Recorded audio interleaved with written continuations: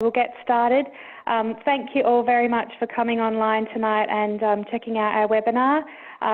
Just to give you a bit of background just about the Barossa Improved Grazing Group, I am one of the co-facilitators for the Barossa Improved Grazing Group and the Executive Officer at the moment. And we are basically a group that works with all the different producer groups in the Barossa area. We've got a sheep group, a beef group, a dairy group, and a couple of ag bureaus that we work with to look at projects that improve grazing management and also achieve on-farm NRM management on property. So we're basically working from the ground up, working with producers and working on issues that are relevant to everybody. So I will let Deb talk about the project that this webinar is a part of, but if you want any more information on the Barossa Improved Grazing Group, or BIGG as we like to call ourselves, you can go to our website. There's lots of newsletters, there's a lot more webinars that we've run in the past, a lot of them related to grazing management, stock containment areas, which is certainly a topic that's hot on everybody's minds at the moment. So yeah, please visit that website if you want some more information. So yeah, as I said, questions throughout the session, and if I see a hand raised or any questions, then yeah, more than happy to answer them. But from now, I'll pass over to Deb Scammell, who's going to be running the webinar for us. So thanks very much, Deb. Thanks for that, Georgie. So I'll just start by going through what the project is that we're using to run this webinar. So it's basically an MLA producer demonstration project that Georgie actually put up quite a while ago. So it's looking at containment ewes, so we're monitoring them over 2 years. So we've got 15 sites that will be around the Barossa over the next couple of years, and we'll be looking at joining percents, feeding costs, condition scores of ewes, death rates of ewes, lambing percentages, weaning percentages, and just basically following those ewes right through. So obviously with the last few years that have been quite dry, we're looking at that as an option to fill that sort of summer and autumn feed gap that we see. So yeah, this is the first of a series of webinars, and there'll be lots of sort of webinars and communications coming out. I'm just having a bit of trouble getting my slides. There we go. Onto the right slide. So yeah, just to introduce myself. So yeah, I'm a consultant for my own company, which is Talking Livestock, based in Seven Hill, just near Clare, in South Australia. So tonight, I'm just going to talk to you guys about summer nutrition and just managing your dry feed going forward. And also we'll be touching on sort of pre-joining management that's fairly timely at this time of year. So just thanks very much to first Barossa Improved Grazing Group who put this project up, but also for MLA that have kindly supported and funded it over the next 2 to 3 years. So before I kick off, I'm just going to get you guys to fill out a poll. So it should come up on your screen. If you can just, we're just looking for a bit of information about where you guys are located. So hopefully you can see that. If you can all just click on your screen, whether you're interstate or a region in South Australia. Yep, some of those coming in, thank you.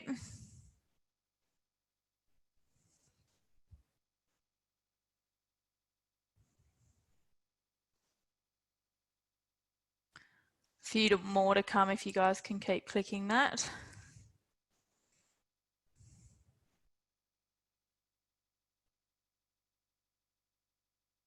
Yep, thank you for that. So we've got a bit of a range there. Barossa, parts of SA, and then a few guys joining us from interstate, thank you. Just a couple more questions. So if you can just click what your predominant production system is. If you're running a few different ones, just click your main enterprise, just so we've got some idea of who's here. You should be able to see that one now.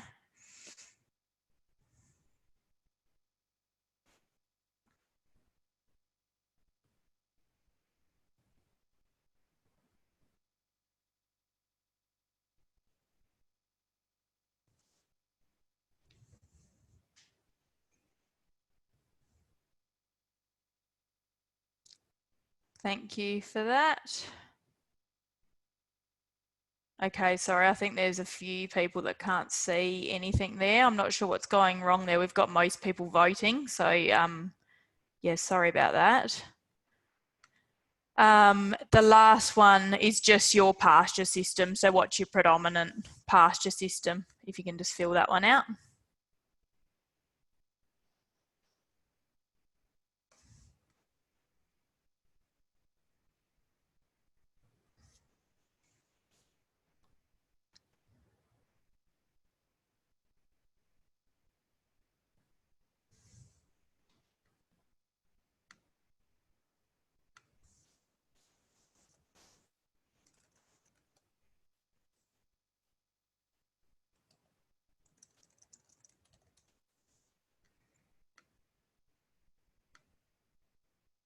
All right, thank you very much for that.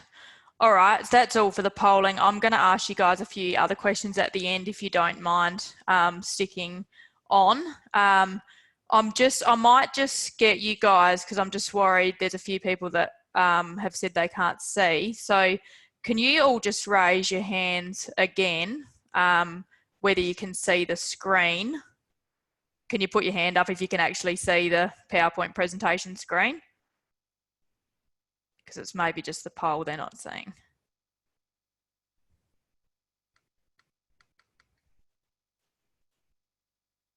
All right, I think there's a few people missing there. So we've got Samantha, Joe, Elizabeth. Are you guys able to put your hands up? Or maybe type in, I'll keep going, but maybe type in a question if you're still struggling to see that screen. I might get you to monitor that, Georgie, if you can. But yeah, I'll kick off now, just so we stick to time.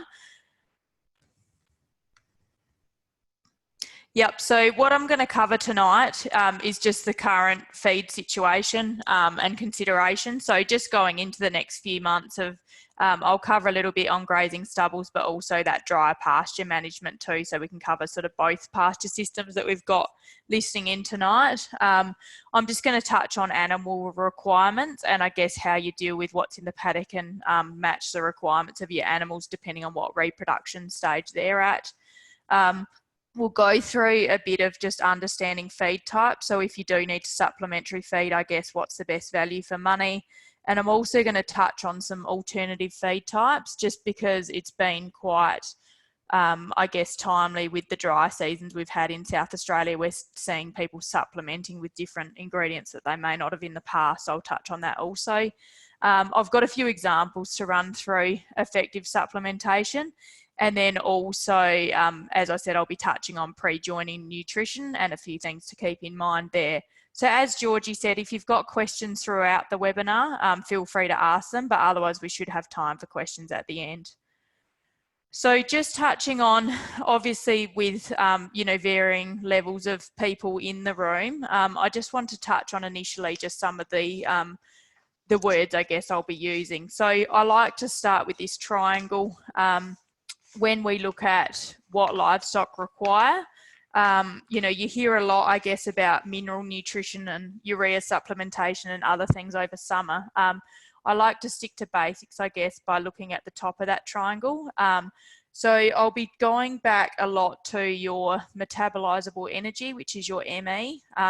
So we can look at the ME level in pastures, stubbles, supplementary feeds, and it's how we assess, I guess, what the feed's going to supply compared to what that animal needs to grow or, you know, maintain weight. So if you just remember energy, and we express that in megajoules of energy per kilo of dry matter. So I'll touch on that through the presentation.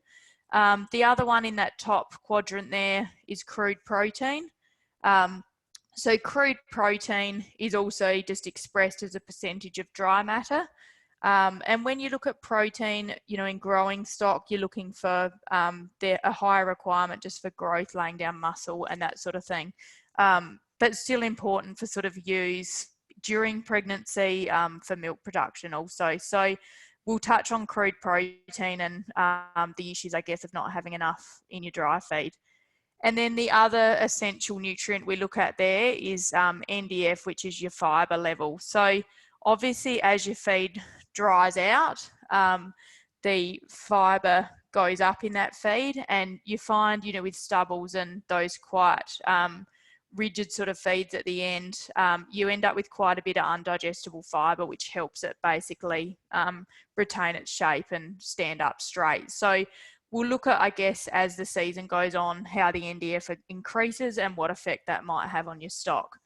And then I will touch a little bit on your vitamins, your macro minerals and your micro mineral requirements. But I guess I want you guys to all remember that the top of that triangle is the most crucial as far as ticking off those three components for growth and performance of your livestock initially.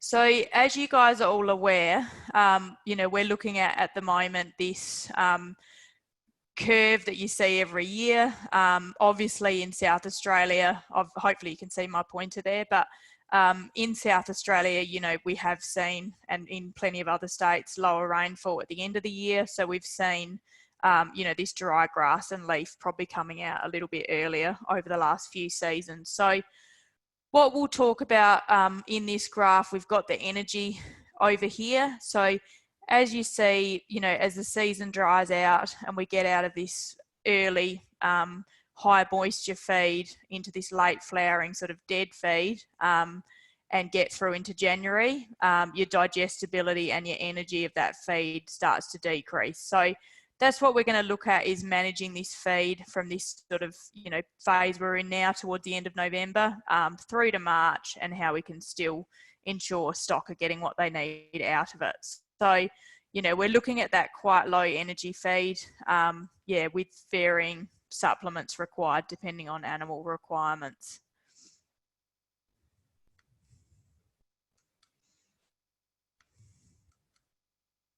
Sorry, my slides aren't flicking quite as quickly as they should be.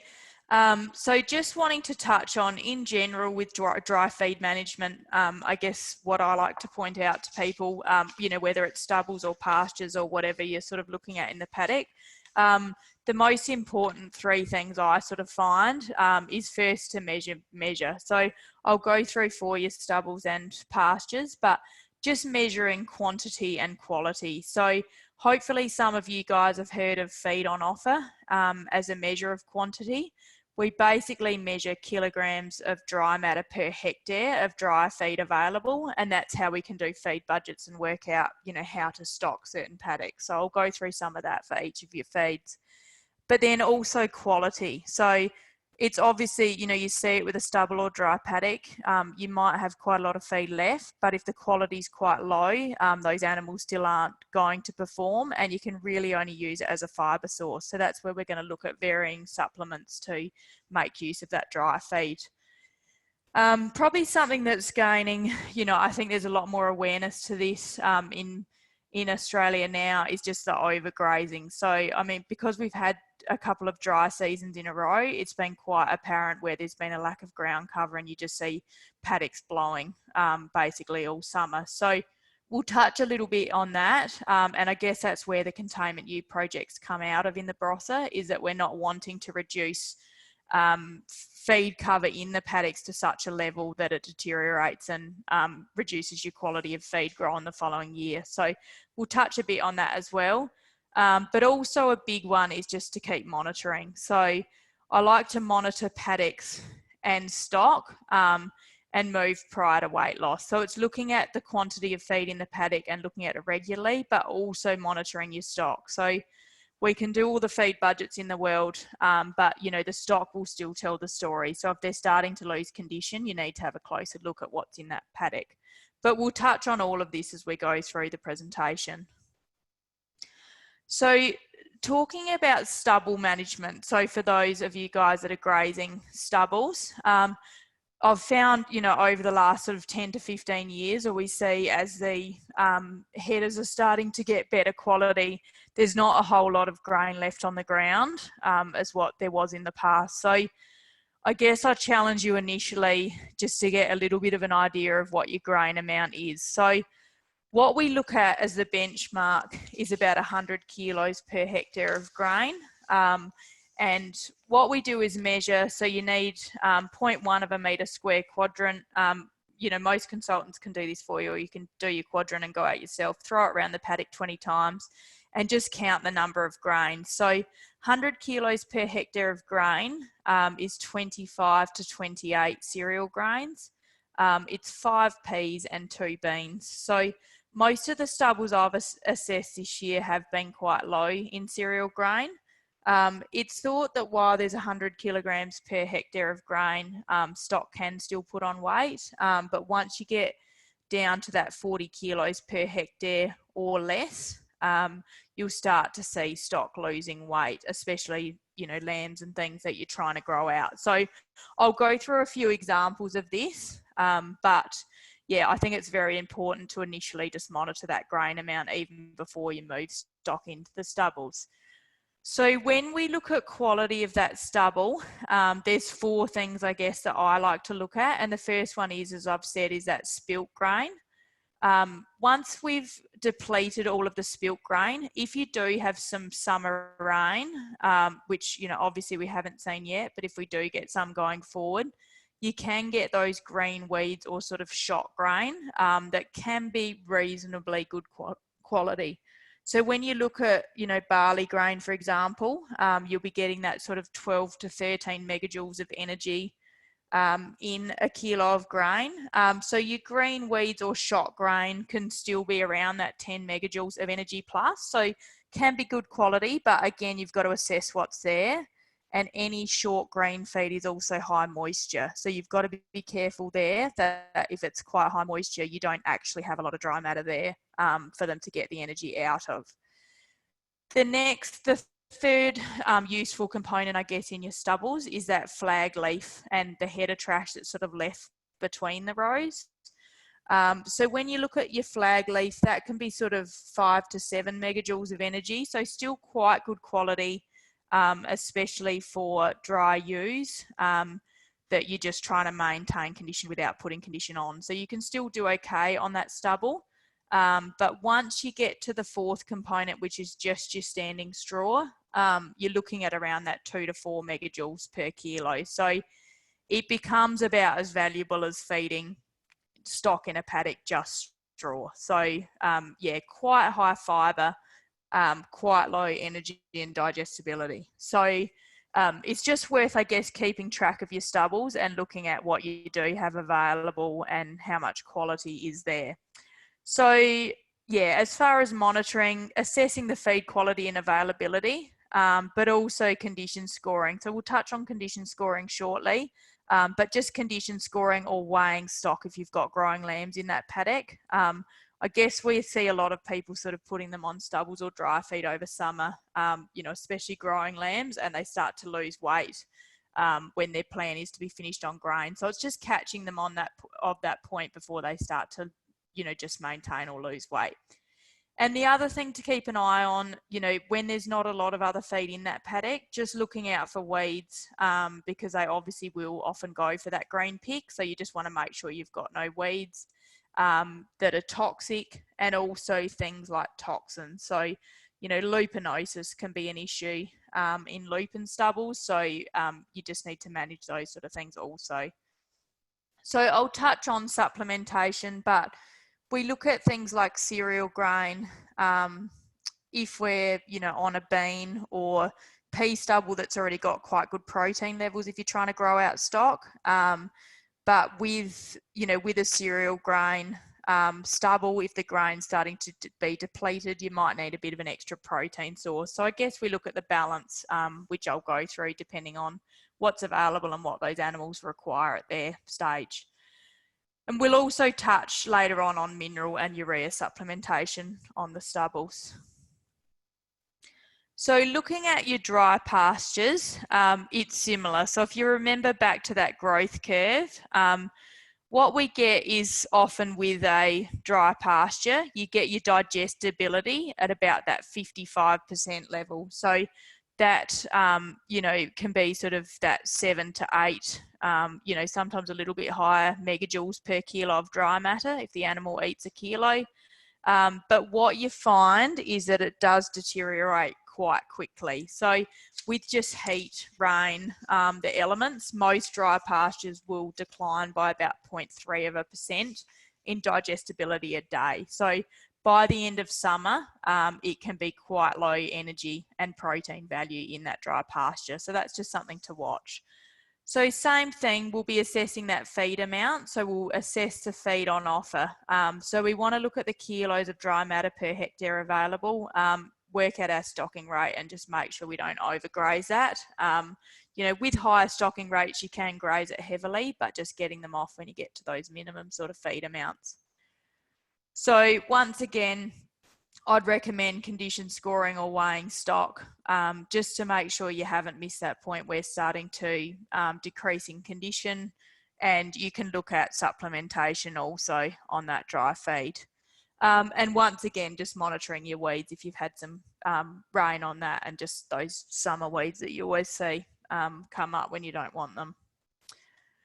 So when we talk about overgrazing, so as I said, I guess there's more awareness now of ground cover just because we have had these seasons with, you know, way below average sort of rainfall. So the minimum sort of standard we look at is 50% ground cover. So I've just got a photo there of a stubble. So, you know, as you can see, when you've got rows, 50% ground cover is fairly minimal. You've got that space quite bare between the rows, but still the cover where the cereal stubble was planted. So, you know, it's been grazed down, but you just need to make sure you've got at least that 50% ground cover, basically just to prevent your soil, you know, wind and water erosion of those paddocks. So in the middle there, I've got the 1,500 kilos of dry matter per hectare. So I guess when we talk about grazing management and pastures, we look at, you know, grazing down to 500 to 800 kilos of dry matter per hectare in some cases. But 1,500 kilos is that benchmark that soil experts want basically to protect the soils and minimise the risk of erosion. So that's the dry matter bulk they want on there. So if you're not sure of feed on offer, you basically can just do some cuts of your dry feed and do some measurements. There's plenty of sort of pasture courses and people around that can help you do that. So that can be something useful to do just to see what your bottom benchmark is, just to protect your paddocks. So as I already mentioned, I guess this is where containment has come in, and you know, we're not going to talk about containment in this webinar, but it's just keeping in the back of your mind. I guess it's come about just because, you know, once you get to these decreased ground covers, you know, your dry matter per hectare getting to a minimal level where you see you're going to have implications to the paddock. You know, we've found a lot of people lately have built these containment lots, so they've got some options to get stock off paddocks. So just something to keep in mind. So that's what we're looking at, I guess, with overgrazing. So I'm just now going to move into animal requirements. So I guess when we talk about dry feed, and I've quoted some energy values, it's hard to put it into context without looking at what the animals actually require. So as we saw, you know, with some of those dry feeds, I said that you may get, you know, that 7 to 8 megajoules per kilo of dry pastures at the start of summer. So as you can see from this chart, I'll just get my spotlight going again. So, you know, with these grazing sort of stock, you know, if you're trying to maintain a 40 kilo animal, you're looking at that 7.6 megajoules of energy through to 9.7 for a 60 kilo animal. So, you know, it's possible at some stages you're going to get enough from that dry feed. But yeah, it's through pregnancy, or if we're trying to grow out heavier weaners over summer, that you're going to need a bit of supplementation. And then also the protein levels here we need to hit. So, you know, depending on the animal stage, the supplementary program is going to be quite different, and I'll show you some examples of these. Feel free to ask questions through if you like. Yeah, as I said earlier, otherwise you can, yeah, ask them at the end. But if you've got something you're not sure of as I'm talking, feel free to interrupt. So when we look at supplementation as well, I'll touch a little bit on grain sort of and other alternative feed types supplementation, but you know, there's probably a lot about mineral supplementation on dry feed as well. So the major deficiencies on dry feed is basically salt and calcium, which is why you see, you know, a lot of salt and lime used over summer. That does reduce those major 2 macro minerals. And then I'd like to look at the micro mineral side, depending on where the animal is at. So I'll touch a little bit on micro minerals into joining. So, you know, it might be over the summer period, salt and calcium will overcome major deficiencies on that side. But, you know, coming up to joining, or if you've got pregnant or growing stock, you can get an advantage by also supplying the micro minerals that are deficient. So, you know, my preferred approach is to put a loose lick sort of supplement out to cover those things.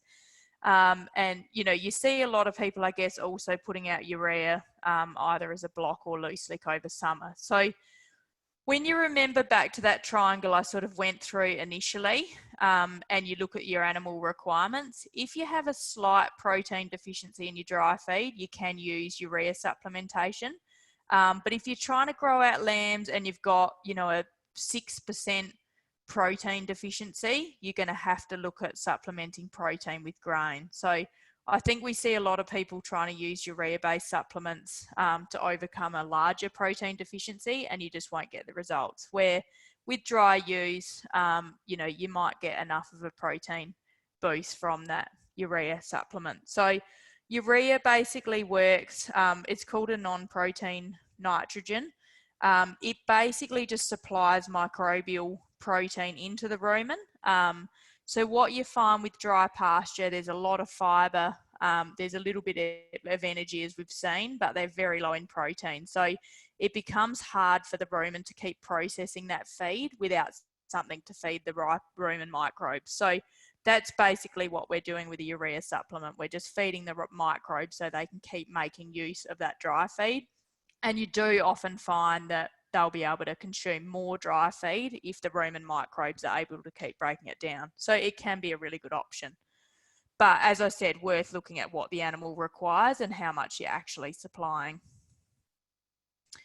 So when we go through feed types here, it'll give you a bit more of an idea as well. So as I said, depending on what your deficiency is, whether it's energy or protein, we look at the appropriate supplement. So I've just put some of the major grain supplements. Obviously, some of you guys would be using full feed pellets that'll supply similar specs. But we go back to that metabolizable energy figure. So, you know, if we're looking at pregnant ewes or dry ewes, we've often got an energy figure we're trying to hit. So, you know, if we're looking at that 8 megajoules to maintain dry stock, you're potentially getting most of it from your pastures or stubbles, but you might just need to supplement with something, another cereal grain. If you're looking at growing stock, something like lupins is going to give you a lot more protein there at 32%. So I guess it's just looking horses for courses, which is the most appropriate supplement for you to use.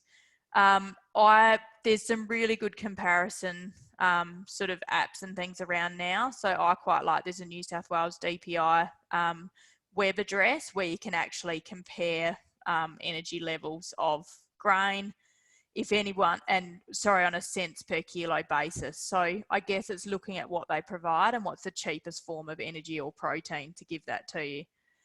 And I can, if anyone wants that, they can send me an email and I'll send them back the link. But we were asked, you know, to touch on the alternative feed types. So I guess when I look at alternative feed types, if you look at similar figures in a table, what we saw with your cereal grains is you're normally around that sort of 88 to 92% dry matter. So if you remember when we touched on those, the metabolizable energy and the crude protein, they're both expressed in, you know, megajoules per kilo of dry matter, and crude protein's your percentage of dry matter. So when we talk about alternative feed ingredients, you basically can look at the value of the ingredient as a unit of dry matter rather than as a kilo of product.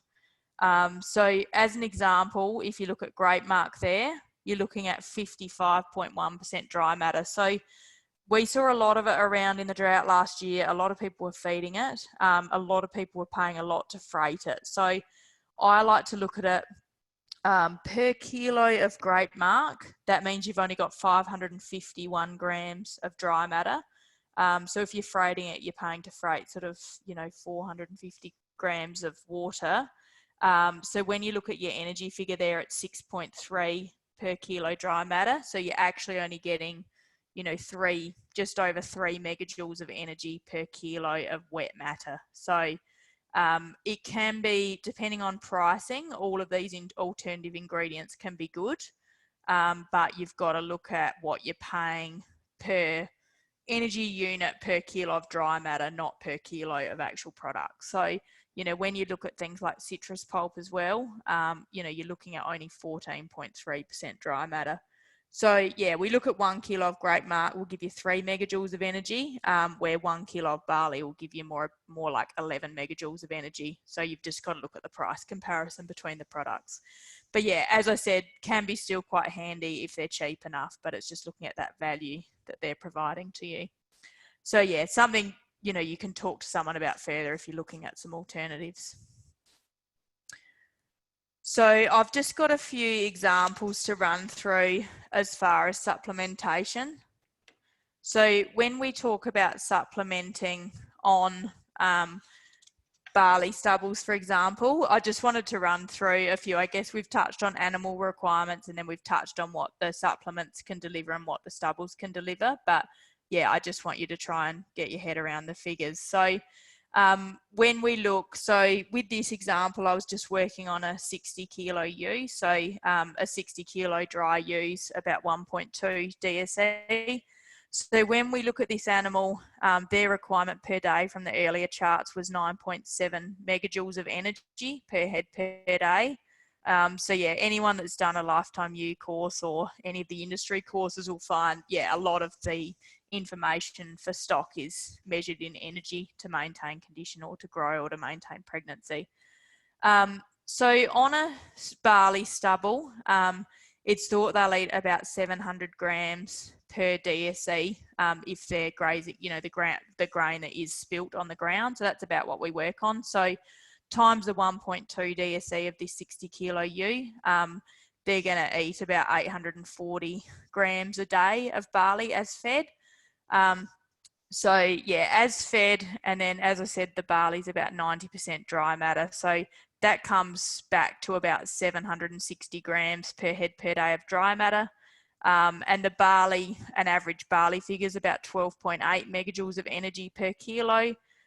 So we'd find that ewe is getting 0.76 kilos times the energy value. They're getting about 9.73 megajoules of energy per day. So in that case, that dry ewe that's coming up to joining would get adequate grain from that barley stubble that's fresh to maintain condition. The issue is that once that grain's depleted, that they're just getting that flag leaf, then we need to make sure we monitor them before they're not getting enough. So, an option there would be to supplement with something down the track or move them into a fresh stubble. But as I said, it's monitoring that point that they start to deteriorate.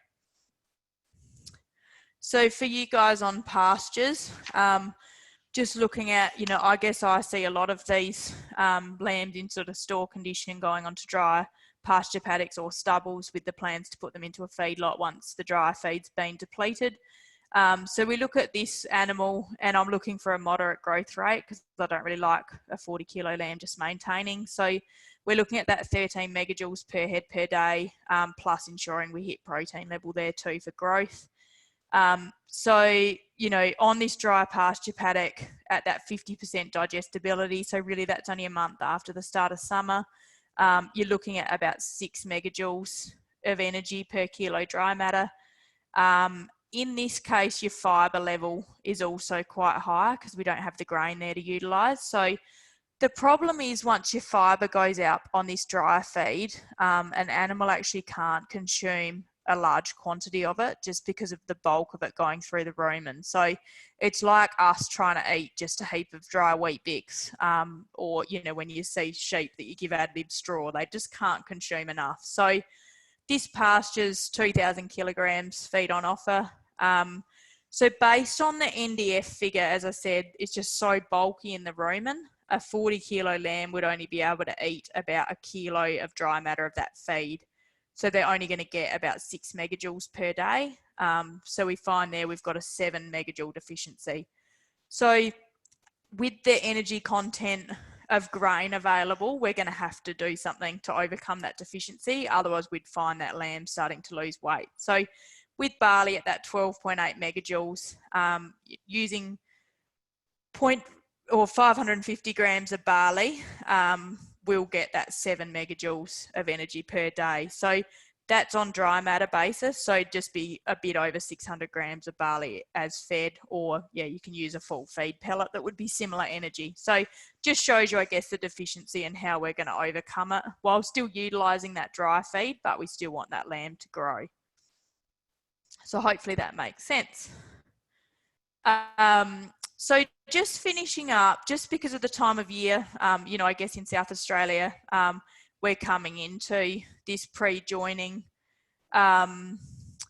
sort of time. So I'm just going to touch on a few things for those guys it's relevant to that we sort of need to keep in mind with pre-joining. So, sorry, these slides going to sleep.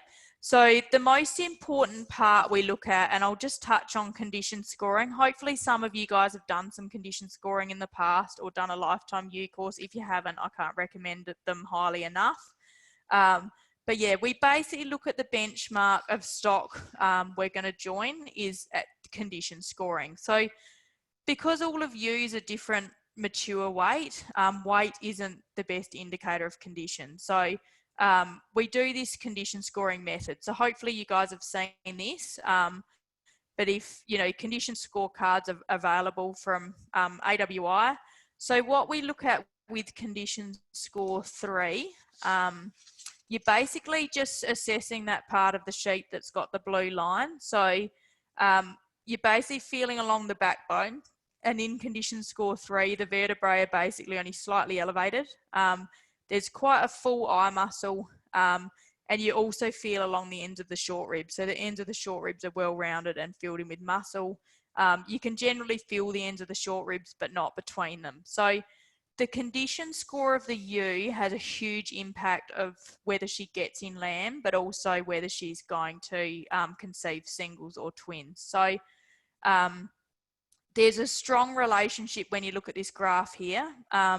We like to have ewes in condition score minimum of 3, but 3 to 4 is ideal. So as you can see, once they get towards 4, there's a huge increase in the number of lambs born per 100 ewes. So the standard is for every condition score you go up, the average response is about 20 extra lambs per 100 ewes, but it varies a lot from property to property with genetics. But it's just something worth keeping in mind. So I like to condition score, you know, 6 to 8 weeks, I guess, out from joining, because you need to have time to make an adjustment if you find that your ewes are below where they need to be. And quite often it will be those twin bearing ewes or the ones that have struggled a lot throughout lactation. So yeah, making sure they're on that target is essential. So the other one I like to touch on is just reducing stress. So I probably find a lot of people that, you know, shear their rams 3 weeks out from joining, or ewes just a little bit close to joining, especially when you're trying to manage shearing times and lambing times, and, you know, a lot of people shearing more than once a year now. So basically rams start producing semen sort of 6 weeks out from joining. So I don't like to do anything with them, you know, no trucking, no huge movement, sort of no shearing, within that 6 weeks out from them going in. And with your ewes, you want to avoid that sort of 2 weeks prior to the joining period. So, and when we talk about nutritional treatment, I like to look at those amounts of time too. That's the time you have the biggest impact on sperm and egg production for those animals. So just reducing that stress period. So we hear a lot about rising plane of nutrition.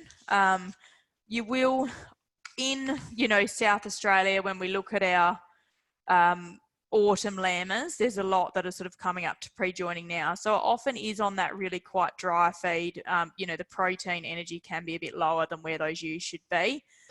So you'll get a bigger response to nutritional treatments if they are on dry feed, but you'll also get a bigger response if stock are in lower condition score. So if you do have ewes that you haven't been able to quite get there, you've only got them to condition score 2.5, using some of these things, you may find that you'll still get quite a good result. So you get a bigger response for those under condition score 3 rather than the ones that are nearer to 4. So what we look at is just having them on a rising plane of nutrition. So you might just supplement on that dry feed for that period of time.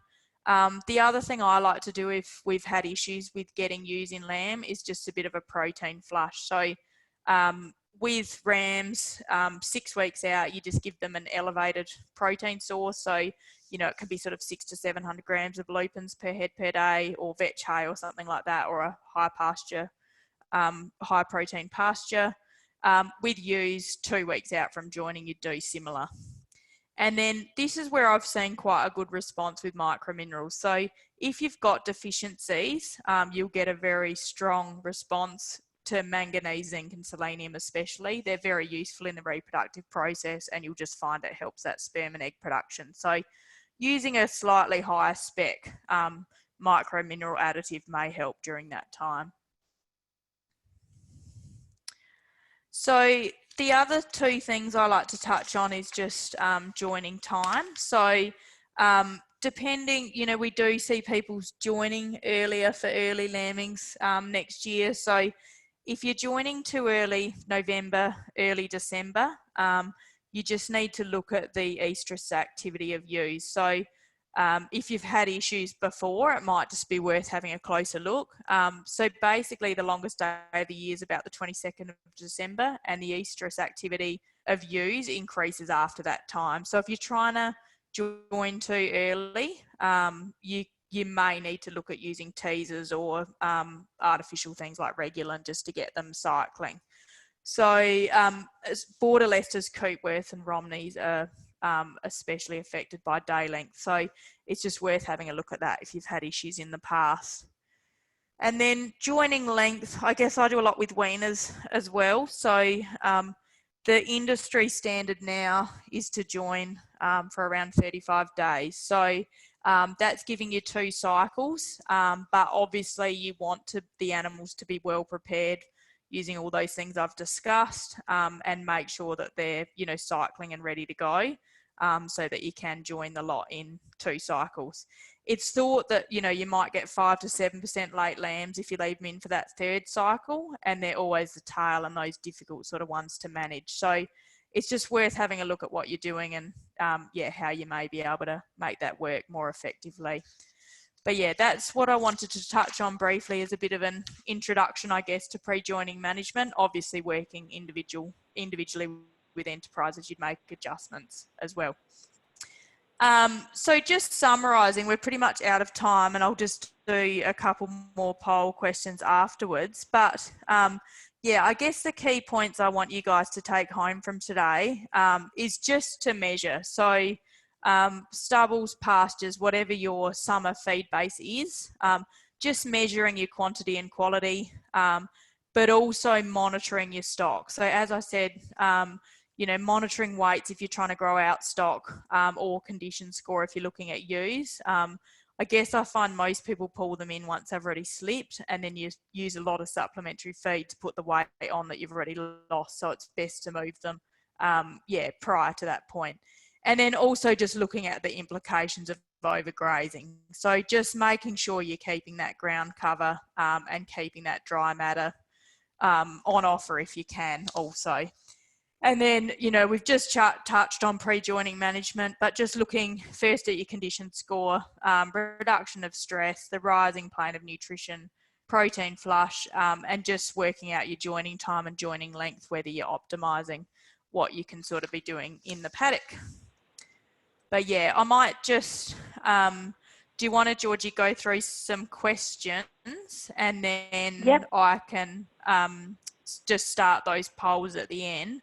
And I'll just mention also, if you do, if you're able to stay on, another screen should load once you finish this webinar, which is just a pre-survey for the Containment U project we're running. It takes about 5 minutes to fill out. So if anyone's got an extra 10 minutes after the webinar, I'd really appreciate if they could fill out that survey.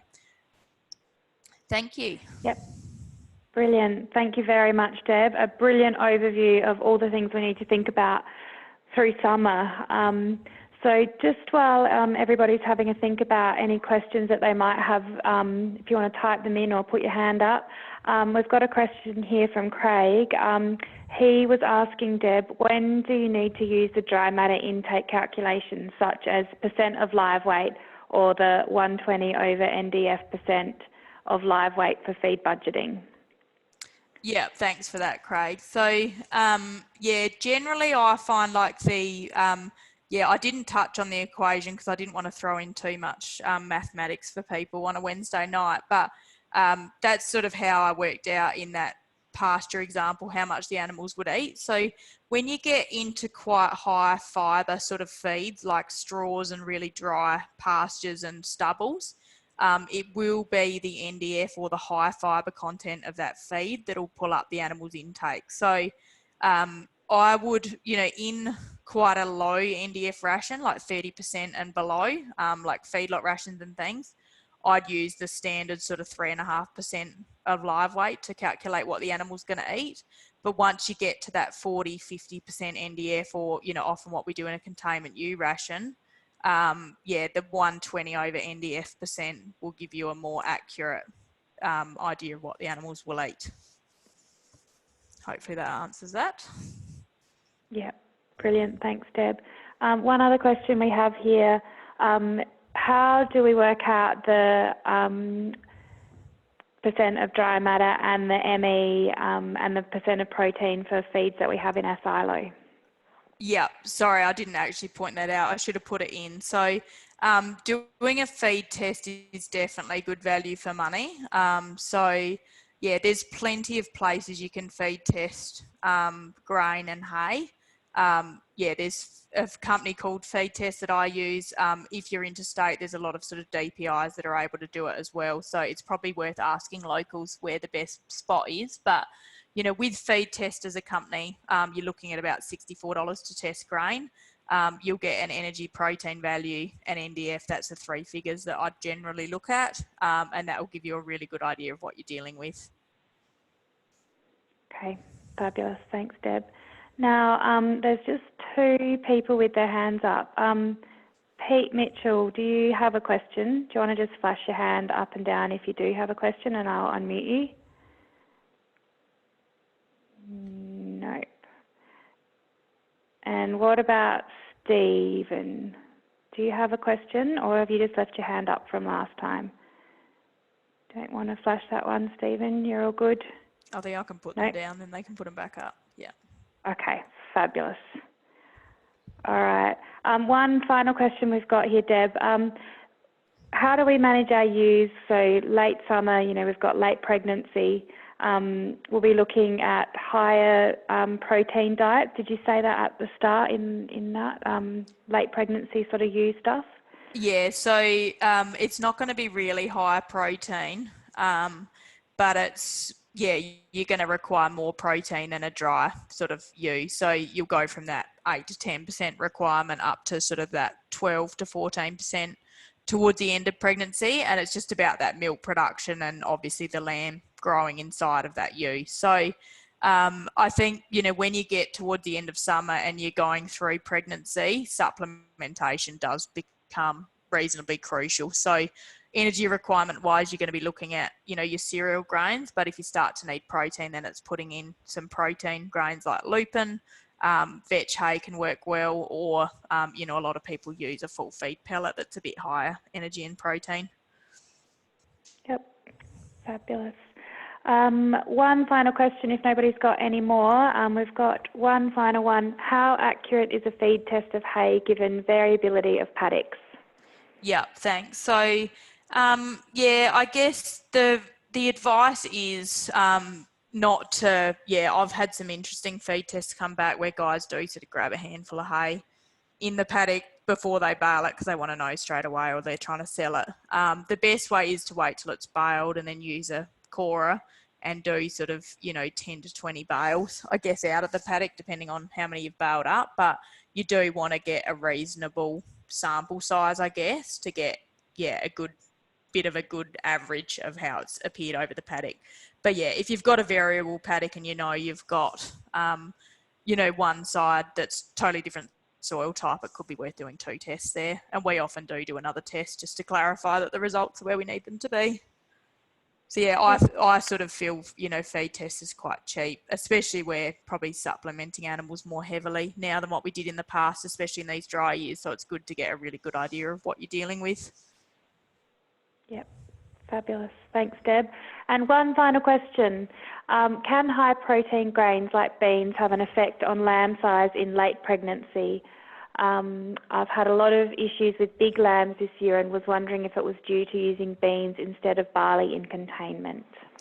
So it definitely could be the issue. So, when we talk about protein in late pregnancy, towards the end, you're really only looking at around that 12% as being optimum, where with your beans, you're sitting around that more 20 to 22% protein. So, I wouldn't like to use pure beans.